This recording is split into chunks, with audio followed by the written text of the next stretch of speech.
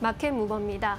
일본의 자동차 시장의 지각 변동이 예고됐습니다. 이 소식이 국내 완성차 업체들에게 미칠 영향에 대해서도 여러 가지 다른 분석들이 나오고 있는데요. 일단 혼다와 닛산이 합병을 협상 중이다라는 소식이 들려왔습니다. 닛산의 자회사 미쓰비시도 합류를 검토 중인 것으로 알려졌는데요. 이 기업들 사실 지금 위기에 봉착해 있는 상황이죠. 격해지는 경쟁 속에서 독자 생존이 불가능하다라는 판단하에 힘을 합치기로 한 겁니다. 중국의 저가 전기차 공세에 함께 대응을 하기로 한 건데요. 이 합병을 통해서 전기차와 자율주행 기술, 차량 소프트웨어 개발 비용을 절감하고 글로벌 시장 내에서 경쟁력을 확보한다는 계획입니다. 중국의 자동차 시장이 전기차 자동차 시장이 급부상하게 되면서 일본의 자동차 업계에는 지금 중국뿐만 아니라 동남아 시장에서도 시장 점유율이 급격하게 하락하고 있는 상황인데요. 얼핏 보면 이러한 합병 소식, 우리 기업들에게는 악재로 보일 수도 있습니다. 현재 혼다와 닛산, 미쓰비시 세 개사의 전년도 자동차 판매 대수를 종합해보면 813만 대로 현대차 그룹을 뛰어넘게 되기 때문입니다. 하지만 증권가에서는 오히려 이러한 소식이 우리 기업들에게 반사이익을 줄 수 있다라고 이야기하고 있습니다. 먼저 이 세 개 기업들을 좀 뜯어보면요. 먼저 혼다가 이륜차 중심의 실적이 발생하고 있고 하이브리드는 강하지만 소형차 중심이라는 점에서 약점이 강하다라는 평가를 받고 있습니다. 닛산의 경우에는 실적이 문제인데요. 지난 2분기에 93억엔의 순손실을 받고 구조조정을 발표한 바 있습니다. 12월에는 파산 가능성까지 대두가 된 상황입니다. 미쓰비시도 상향은 그렇게 좋지는 않습니다. 소규모 업체인데다가 자력으로는 전기차와 소프트웨어 기술 개발이 어렵다는 평가를 받아가고 있습니다. 이러한 와중에 삼성증권은 이러한 세 회사가 합병을 하게 되더라도 시너지는 불투명할 것이다라고 전망을 하고 있고요. 또 미국의 스텔란티스와 유사한 사례가 될 것이라면서 합병을 해도 오히려 매출이 감소할 수 있다라고 봤습니다. 1+1이 2가 아니라 1이나 1.5가 될 가능성이 높다라는 겁니다. 따라서 오히려 현대차와 기아가 일본 기업의 구조조정이 본격화되더라도 미국과 유럽에서 반사이익이 예상된다라는 분석들 내놓고 있습니다. 이 밖에 또 다른 증권사에서도 일본 자동차는 아직 해결해야 할 과제가 많다고 보고 있습니다. 트럼프가 오고 있기 때문입니다.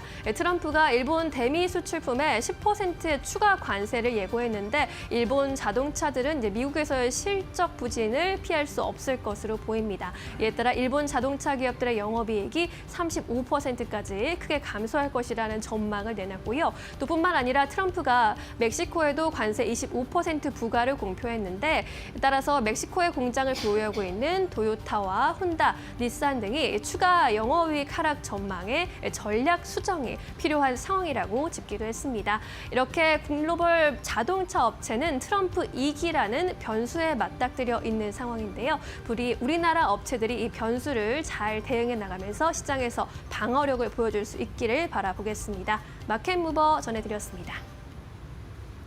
네, 이어서 오늘 시장에서 주목해 볼 만한 기업들 하나하나 만나보도록 하겠습니다. 오늘 첫 번째 기업은 하이비전 시스템입니다. 약보합에서 거래가 되고 있고요. 17,390원대에서 오늘 시장 시세를 만들어내고 있는데 보니까 외국인과 기관의 수급이 굉장히 좋은 기업입니다.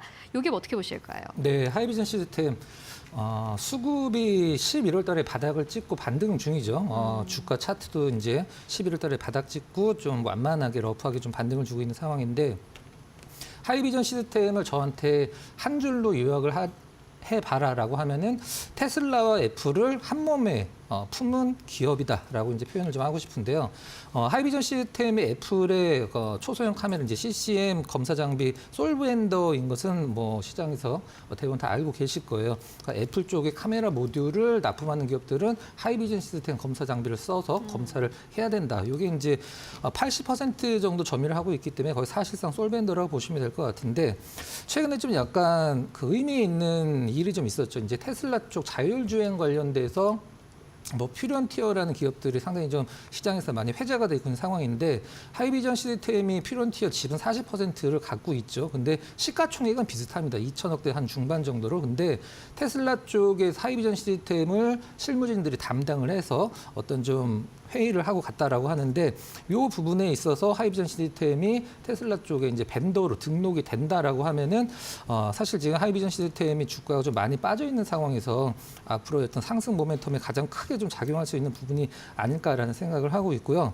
일단 최근에 이제 연말이기 때문에 배당 얘기를 안 할 수는 좀 없는 상황인데 과거에 배당을 좀 너무 조금 줘서 이럴 수도 있긴 합니다만 최근에 한 4년 동안 배당이 10배가 늘었어요. 그래서 올해도 작년에 이제 너무 실적이 좋았고 올해도 뭐 작년과 거의 비슷한 실적을 예상을 하고 있기 때문에 맛비교는 좀 약간 힘들다 하더라도 퓨런티어와 하이비전 시스템을 비교를 한다라고 하면은 하이비전 시스템이 너무 싸죠. 지분도 40%나 갖고 있는데 자, 정리를 하도록 하겠습니다. 수급 바닥은 주가 바닥이다. 그다음에 애플 솔벤더, 그다음에 테슬라와의 어떤 계약이 성사가 된다라고 하면은 벤더로 등록이 된다라고 하면은 지금 가격권은 굉장히 좀 매력적인 가격으로 생각이 듭니다. 알겠습니다. 하이비전 시스템 만나보고 왔고요. 이어서 다음 기업 만나보도록 하겠습니다. 두 번째 기업은 솔리드인데 최근에 통신 장비 쪽에 대한 관심이 높아지고 있습니다. 이게 보니까는 미국과 중국 간의 갈등 이슈로 함께 좀 주목을 해보면 좋겠다라는 생각도 드는데 박터지 파트너님께서 솔리드 가지고 오셨어요. 어떻게 보십니까? 네, 매년 이제 매출과 영업이익을 좀 캐파를 키워나가고 있는 성장하는 그런 이제 통신 장비 회사이고요. 또 이제 투자사 이 크리토랩이 양자 암호 기술을 현재 보유하고 있기 때문에 양자 암호 보안 관련 이슈에 지속적으로 엮여서 움직이고 있는 그런 상황입니다. 또 이제 SKT와 양자 암호 통신 장비를 이제 같이 공동으로 이제 개발했던 이력도 존재하고요.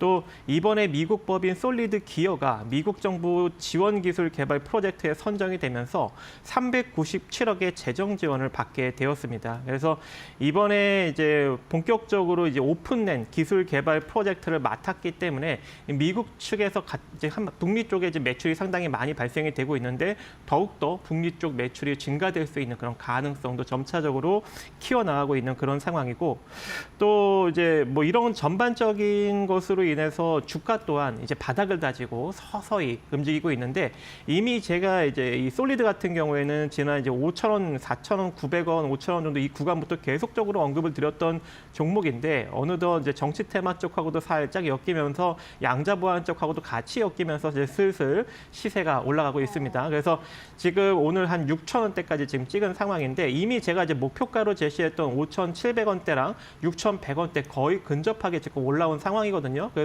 여기서는 여러분들이 이제 단기적인 매도도 해볼 수 있겠지만 또 여기까지 올라왔다는 것은 더 올라갈 수 있는 가능성도 있다는 이야기겠죠. 그래서 마찬가지로 조정을 받으면 다시 또 우리가 재차 또 매수에 접근해 볼 수 있는 그런 여력이 존재하는데 다행히도 지금 종가를 5,690원대까지 지금 밀어서 내려온 그런 상황이에요. 그래서 여기서 조금 더 조정을 받으면 한 5,500원 정도 선부터 5,230원 정도 자리까지 재매수 한번 나서 보신다면 다시 또 재차 상승력이 나타나면서 추가적인 상승력이 1차적으로 6,100원, 2차적으로 한 6,500원 정도 자리까지 또 단기적으로 바라볼 수 있지 않을까라고 생각을 합니다. 네, 솔리드 만나보고 왔습니다. 특히나 통신 쪽은 최근에 또 수급도 붙고 있는 업종이다 보니 여러분들 함께 주가 흐름 따라가 보시면 좋을 것 같고요. 이어서 세 번째 기업 만나보도록 하겠습니다. 세 번째 기업은 오리온입니다. 오늘 또 식료품 쪽에 잘 가고 있습니다. 저희가 또 이번 주에 소개를 해드렸던 삼양식품의 주가도 상승 탄력을 가지고 가고 있고요. 오늘 오리온 가지고 오셨는데 오리온의 주가를 보다 깜짝 놀랐습니다. 기관 투자자들이 연이어서 들어오고 있는 기업입니다. 어떻게 보십니까? 네, 오리온 평소에도 3% 후반대 올라가면은 굉장히 많이 올라간다라고 얘기가 나오는데 오늘 요즘 같은 장에서 3.7% 정도 상승은 이제 의미가 있다라고 볼 수 있고요. 최근에 이제 증권사 쪽 리포트들을 보면은 사실 목표가 상향하는 리포트들이 사실 과거보다 많이 줄은 상황인데 이 음식료 쪽에는 거의 유일하게 목표가를 계속 상향하면서 어떤 업데이트하는 리포트가 계속 나오고 있는 점이 음식료 업황에 조금 약간 주가 쪽에 도움을 많이 주고 있는 상황인 것 같아요. 일단 오리온에 대해서 사실 뭐 이렇게 크게 설명할 부분은 없죠. 근데 제가 이제 강조하고 싶은 부분은 오리온이 사실 원래는 알테오젠 쪽에 딜이 들어간 걸로 알려져 있었는데 그쪽에서 좀 실패를 해서 리가캠 쪽으로 틀어서 리가캠을 인수해서 시장에서 좀 안 좋은 어떤 그 모멘텀을 주면서 급락했을 때 가격이 11만 5천 원이에요. 사실 그 가격까지는 저는 큰 무리 없다라고 볼 수 있고 4분기 실적이 이제 중요한 상황이긴 한데 오리온의 11월 달 실적만 본다라고 하면 4분기 실적을 기대를 할 만한 상황인 것 같습니다. 오리온 11월 실적 국가별로 살짝 좀 짚어보면 중국 쪽에서 이제 거의 한 14% 정도, 그다음에 베트남 쪽에서 11% 정도 매출이 증가를 하고 있다라는 점. 그다음에 이렇게 좀 원자재 이제 뭐 어떤 화학 업종이나 음식료 업종 같은 경우는 이제 원자재가 상당히 가격 흐름이 중요한데 최근에 이제 여러분들 확인해 보시면 아시겠지만 코코아 가격이 상당히 많이 급등을 하고 있거든요. 근데 오리온 하면은 뭐 코코아 가격에서 가격이 굉장히 중요한 기업이잖아요. 근데 이런 코코아 가격이 상승을 했을 때 오리온 같은 경우에서는 이제 제품 가격 인상을 통해서 어떤 매출 성장을 좀 바라볼 수 있다는 점이 시장에서 또 한편에 좀 긍정적인 부분으로 작용을 하고 있는 것 같습니다. 앞서서 이제 살짝 짚어주셨듯이 기관 쪽 수급이 지금 워낙에 퍼포먼스가 좋기 때문에 앞서서 제가 이제 말씀드린 1월 초에 오리온이 리가켄바이오 이슈로 떨어지기 전 가격 11만 5천 원 정도까지는 저는 뭐 그 이상을 뭐 보셔도 큰 무리는 없긴 합니다만은 11만 5천 원까지는 거의 리스크가 없는 가격대이기 때문에 연말에 좀 약간 그 혼란스러운 장세에서 이 음식료 업종 중에서 조금 더 안전한 어떤 그 실적을 갖고 있는 오리온을 오늘 한번 좀 선택을 해봤습니다. 네, 오리온 만나보고 왔습니다. 특히나 또 요즘에 약간 시장의 변화라고 느껴지는 게 네네. 미국 쪽이 아니라 잘 살펴보면은 종목들을 잘 살펴보면 이게 미국향이 아니라 중국 쪽으로 좀 매출이 늘어나는 기업들 중심으로 다시 한번 좀 반발 매수세가 들어오고 있다라는 생각도 드는데 삼양식품도 아마 그 예일 테고 사실 삼양식품은 뭐 미국에서도 수출 잘 되고는 있습니다만은 오리온도 역시나 마찬가지 최근에 춘절 효과로 좀 그렇죠. 수출이 늘었다라는 그러한 뉴스가 나오더라고요. 여러분들 주가 흐름 함께 따라가 보시면 좋겠습니다. 이어서 네 번째 기업 만나보도록 하겠습니다. 퀄리타스 반도체를 박정식 파트너님께서 가지고 오셨어요. 어떻게 보십니까? 네. 저희가 약간 좀 이야기를 했습니다. 왜 이렇게 좀 실적이 안 좋은 기업을 자꾸 가지고 오세요?라고 질문을 드렸더니 네. 뭔가 이유가 있으시더라고요. 네, 일단은 제가 최근에 이제 AI 반도체 기업 지속적으로 좀 언급을 드리는데 잘 가고 있죠. 그래서 또 후발로 또 하나 갖고 나왔는데요.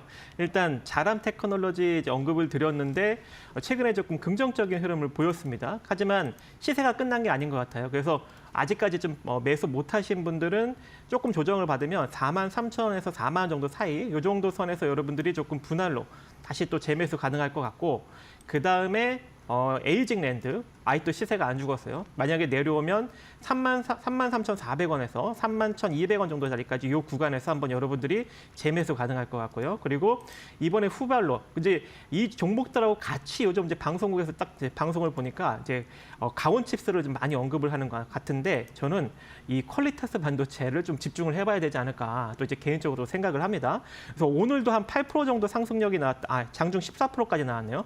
상승력이 나왔다가 그대로 지금 쭉 밀렸는데 마찬가지로 이 종목도 지금 9,700원에서 이건 좀 폭을 넓게 매수해야 될 것 같아요. 어디까지 눌릴지 잘 모르겠어요. 그래서 조금 눌렸다가 갈 수도 있고 좀 많이 눌렸다가 갈 수도 있기 때문에 9,700원 정도 선에서 8,400원 정도 자리까지 야금야금 이렇게 매수를 해 나아가신다면 그동안 주가가 좀 많이 눌린 측면이 있거든요. 그래서 만약에 이제 단기적으로 상승력이 그대로 쭉 이어진다면 최소한 13,000원에서 4,000원 정도 구간, 그러니까 지금 주가 대비 30에서 한 50% 사이 구간까지 우리가 좀 수익을 한번 기대해 볼 수 있지 않을까라고 생각을 합니다. 이렇게 좀 주목을 하는 이유가 이 초고속 인터페이스 반도체 IP, 즉 설계 자산을 만들고 있는 그런 개발하고 있는 그런 업체인데 최근에 이제 미세 공정이 점차적으로 조금 더 강화되고 있죠. 그래서 삼성과 그리고 TSMC가 내년 1분기, 2분기에 이제 본격적으로 이제 2나노 공정에 돌입을 하고 그에 따른 지금 수주 경쟁을 벌이고 있는 상황인데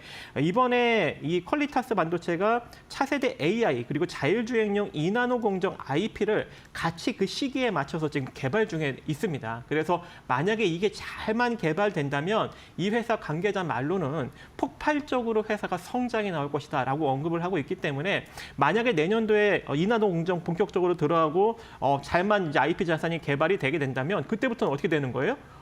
그때부터는 엄청난 호실적이 나올 수도 있는 그런 가능성도 존재하는 거죠. 그래서 지금부터 한번 잘 관심을 기울여 보시기 바라겠습니다. 네, 알겠습니다. 퀄리타스 반도체까지 만나보고 왔습니다. 지금까지 박근호 이사 그리고 박정식 파트너와 함께 이야기 나눠봤습니다. 말씀 고맙습니다.